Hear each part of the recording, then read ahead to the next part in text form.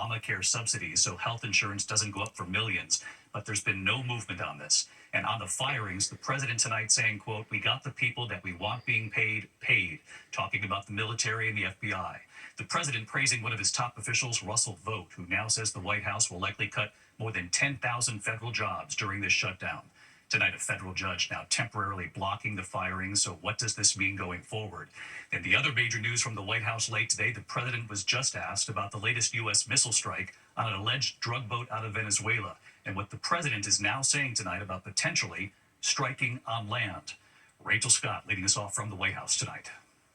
Tonight, after already firing more than 4,000 federal workers during the government shutdown, the Trump administration now saying that number will more than double. I think we'll probably end up being north of 10,000. The president saying he's going after programs dear to Democrats and the Americans who work on them. They're going to be terminated on a permanent basis, and it's thousands of people, and it's billions of dollars. But tonight, a federal judge ordering the administration to immediately halt the mass firings after multiple unions sued, calling the firings illegal, arbitrary, and capricious. The judge ordering the administration to provide information within 2 days on the people it has fired so far.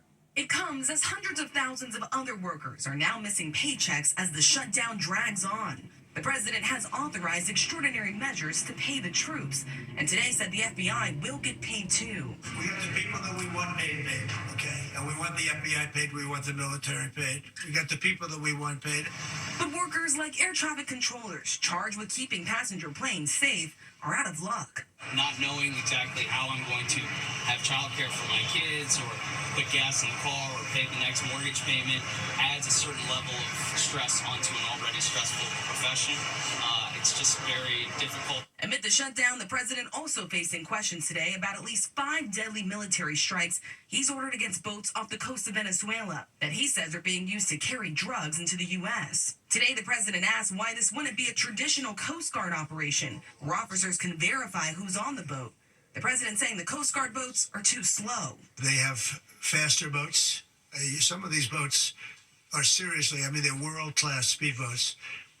But they're not faster than missiles. And tonight, the president suggesting land strikes in Venezuela could come next. Are you considering strikes on land? Well, I don't want to tell you exactly, but we are certainly looking at land now because we've got the sea very well under control. And David, back to the shutdown, that federal judge putting those mass layoffs on hold for now. Meanwhile, back on Capitol Hill, Democrats say that the White House has now gone radio silent. There was some talk today about the Speaker of the House, Mike Johnson, debating the Democratic leader Hakeem Jeffries on live television. But Johnson now says he will not do that until the government reopens, David. Rachel Scott leading us off from the White House tonight. Rachel, thank you. We move on now to new and alarming images emerging from inside Gaza tonight. Just 2 days after President Trump celebrated the ceasefire while he was in the Middle East. Hamas fighters now appearing to carry out public executions. Tonight, President Trump saying they must disarm or we will disarm them. The president saying, as soon as I say the word, Israel could go back in. Our chief foreign correspondent, Ian Pannell, with the disturbing images tonight. Tonight, terrifying images emerging from Gaza. Video verified by ABC News appears to show Hamas-linked gunmen carrying out a public execution as they return to the streets. Late today at the White House, President Trump warning if Hamas doesn't choose to disarm, the U.S. will make them. They've agreed to do it. Now they have to do it. If they don't do it, we'll do it. Tonight, despite those alarming images, Hamas insisting it will honor the peace deal and return the dead hostages, according to U.S. advisors. Late today, the militants handing over 2 more bodies to Israel, but the Israelis accusing Hamas of stalling. The president telling CNN Israel can restart the war as soon as I say the word if Hamas doesn't uphold the peace deal.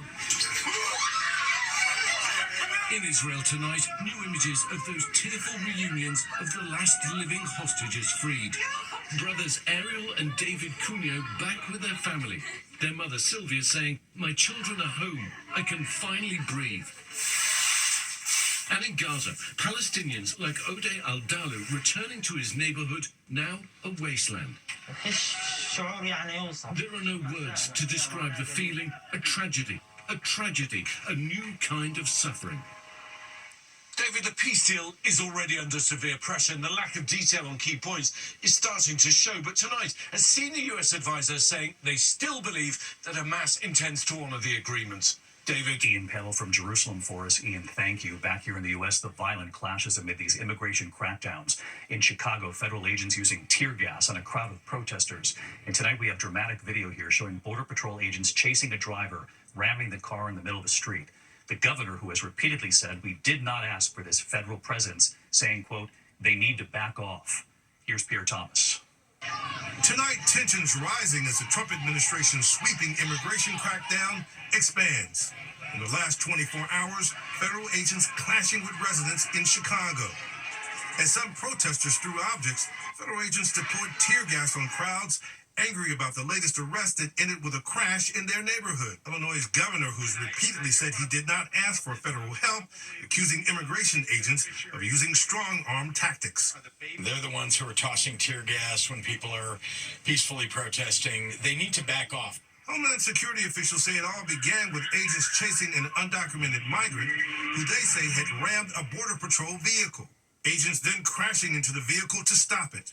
New video shows that the chase then spilling over into a Walgreens, where 19-year-old Warren King says he was shopping. He says when he tried to leave the store, he was tackled. He's a citizen!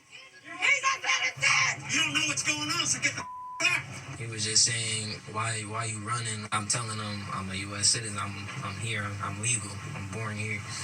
So they didn't try to hear none of that though. Community leaders today blasting federal agents. Not only undocumented people are being targeted, but also people of color are being racially profiled by these unjust actions. And today, the Chicago woman who was shot by federal agents after allegedly ramming her car into their vehicle, today pleading not guilty to assault. Mara Martinez seen in this video in the moments leading up to that alleged ramming. Prosecutors say she was part of a convoy tailing those agents. David, in a sign of increasing tensions, LA officials are declaring a state of emergency, saying they will offer undocumented migrants financial and legal support as this deportation campaign expands. David? Our Chief Justice correspondent, Pierre Thomas, thank you. In New York City tonight, chilling new allegations now against a prominent surgeon accused of raping a woman at gunpoint. Prosecutors now say the surgeon claimed he had ties to the NYPD and to the Secret Service. Here's our Chief Investigative Correspondent, Aaron Katursky. Tonight, a prominent New York City surgeon is charged with a horrific crime, sexually assaulting a woman at gunpoint. Authorities say that doctor claiming affiliation with the NYPD, the U.S. Secret Service, and the U.S. Marshals. 56-year-old Dr. Maurizio Miglietta teaches and practices at hospitals across New York and New Jersey. Prosecutors say the accuser, who's nearly 30 years younger, viewed Miglietta as a mentor and visited his apartment in June to talk medicine. Instead, prosecutors say Miglietta kissed her without consent, and when she tried to push him away, he lifted his shirt, showing her a holstered gun, allegedly telling her, "Watch out for this," saying she asked if the gun was loaded. He allegedly said yes. Prosecutors say the doctor then put the gun on a coffee table by the woman's head and sexually assaulted her before she was able to escape. The allegations are beyond disturbing. I think anyone should know not to engage in this type of conduct, but I think it speaks to the power imbalance. The doctor pleaded not guilty, David, to rape and other charges, the judge setting bail at $1 million. Prosecutors are looking into his connections with law enforcement, but as the DA told us tonight, David, that gives no one license to brandish a gun and force a woman into sex. David? Aaron Katursky here in Manhattan tonight. Thank you. We turn to the economy tonight and are reporting on the prices you're paying for everything. Tonight here, the cost of a new car. What our reporter discovered on the car lot, the average price of a new vehicle in this country, and what's driving this. Here's Matt Rivers. Tonight, it's never been more expensive to buy a new car. According to a report from Kelley Blue Book, the average price for a new vehicle has cracked the $50,000 mark for the first time ever. That's shocking. I think it's obscene. And that's just what people paid. The average asking price, the MSRP for 2026 models, is even higher, more than $52,000. Talk about sticker shock. The study's authors writing, it was only a matter of time, especially when you consider the best-selling vehicle in America is a pickup truck from Ford that routinely costs north of $65,000. The report says the average price for a new Tesla is $54,138. Tonight, economists say tariffs on autos and key auto parts are a factor. Also factors, a rush to buy electric vehicles before tax breaks expire in September because of President Trump's big, beautiful bill that eliminates them. And lastly, experts say the families that can afford new cars are often the ones who can afford expensive cars, driving that average cost higher. Just the fact that sales are being shifted towards more luxury and higher-end vehicles is similar to this situation we're seeing just about everywhere in the economy. And experts say consumers looking to used cars to save money are also out of luck. When I looked up the cost of a 2021 Nissan Sentra versus a brand new one, the cost difference is roughly $1,000. So what is the better value? And David, it's really interesting that electric vehicle sales are also driving some of this, driving up the average price of a car. There was a real race to go out and get them before those tax credits expired. Many families rushing out to get theirs. David? Matt Rivers reporting tonight. Matt, thank you. From the Supreme Court tonight, justices now hearing arguments over whether to strike down a key part of the Voting Rights Act. What this could mean for representation in Congress and what the court has signaled already tonight. ABC's Devin Dwyer covers the court. Tonight, in a case with nationwide implications for American elections, the Supreme Court seemingly ready to limit a key part of the Voting Rights Act. Section 2 of the Act has long been a guardrail against states diluting the influence of voters of color by packing them into districts or breaking communities apart. When a court found Louisiana's map violated Section 2, the state redrew the map with an eye-on race to create a second majority black district. A group of non-black voters sued, arguing that was unconstitutional. The court's conservative majority today appeared sympathetic, Justice Brett Kavanaugh voicing concern about the indefinite use of race to draw maps. This court's cases in a variety of contexts have said that race-based remedies are permissible for a period of time, but that they should not be indefinite and should have an endpoint. But Justice Ketanji Brown Jackson pushed back on the notion of time limits, insisting Congress wanted Section 2 to be a lasting tool. It doesn't need a time limit because it's not doing any work other than just pointing us to the direction of where we might need to do something. David, the bottom line tonight, if the Supreme Court decides to limit the use of race as a factor in redistricting or declare it unconstitutional altogether, that could influence how minority communities are represented in Congress and ultimately the balance of power. David? We'll continue to follow this. Devin Dwyer, who covers the court. Thank you, Devin. When we come back here, a rare mosquito virus has been discovered here in the Northeast, right outside New York City, what we learned. Also, the images just in, a grain silo collapsing, taking out power lines from the entire community. And then the parking garage collapsed, the fifth story coming down right onto the floors below. You can see the cars crushed there, where this played out in a moment. Power has been knocked out to a community after the collapse of a concrete grain basin in Martinton, Illinois. Video showing it coming down, snapping power lines that crashes to the ground, grain, of course, spilling out. Residents now without power there, no word on how long it'll take to restore. Authorities now say the entire power line structure must be rebuilt.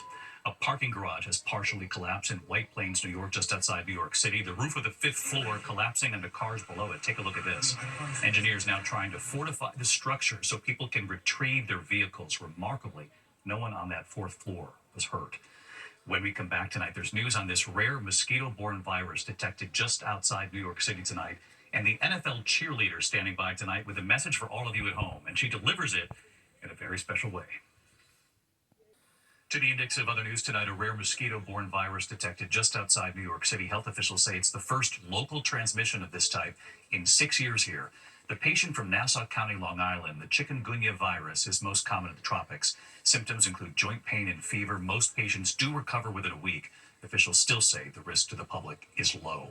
Tonight, an American making history on Mount Everest. American Jim Morrison becoming the first person to ski down the most difficult route, the treacherous north face of the world's highest peak. A crew led by filmmaker Jimmy Chin following Morrison as he made his descent.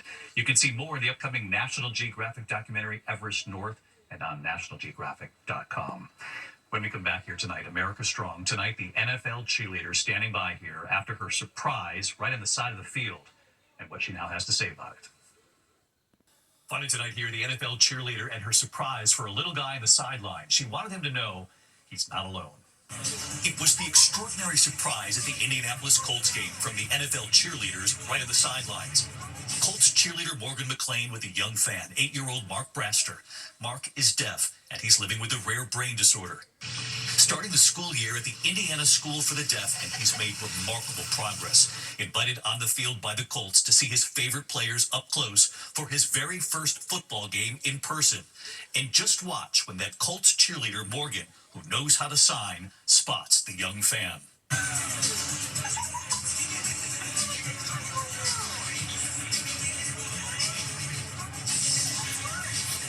Signing to him, giving him a book from the cheer team.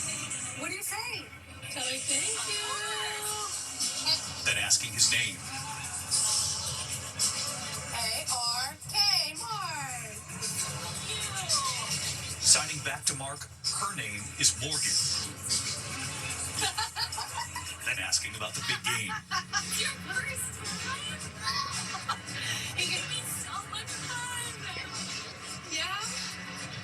He gets excited when he sees other people signing. Yeah. Mom Veronica telling that cheerleader he loves when he learns that others can sign too. And right here tonight, Good evening, David. Mom Veronica and Mark signing his name just like he did for that cheerleader.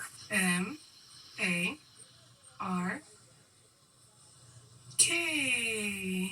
M-A-R-K. Mark. Seeing Mark light up the way he did was just amazing. I hope people see how much inclusion really means to Mark and other people. And joining us too, Good evening, David.